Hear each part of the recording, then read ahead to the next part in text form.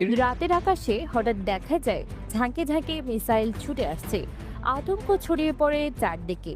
কিন্তু অবাক করার মতো বিষয় হলো, এইসব মিসাইলের বেশিরভাগই আকাশেই বিস্ফোরিত হয় বা মাটিতে পড়ার আগেই নিষ্ক্রিয় হয়ে যায়।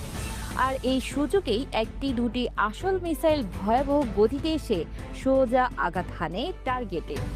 এটাই মিসাইল প্রতারণা, যা এখন ইরান তাদের সামরিক কৌশলে অত্যন্ত সফলভাবে প্রয়োগ করছে। একটি মিসাইলের ভেতর সাধারণত কয়েকটি ছোট ছোট ওয়্যারহেড থাকে, কিন্তু সব ওয়্যারহেড আসল নয়। অনেকগুলো শুধুই ধাতব খালি ফটকা, যেগুলোর কাজ হচ্ছে প্রতিপক্ষের রাডারকে বিভ্রান্ত করা। ধরুন, একটি মিসাইলে আছে 10টি ওয়্যারহেড, যার মধ্যে 8টি ফটকা আর মাত্র 2টি আসল বোমা। সবগুলো একসাথে ছোড়া হয়, আকাশে তারা জ্বলন্ত আগুনের গোলার মতো ধাবিত হতে থাকে। প্রতিপক্ষের রাডার তখন বুঝতেই পারে না কোনটা আসল আর কোনটা নকল। রাডার সময় স্বল্পতায় ভুল সিদ্ধান্ত নেয়।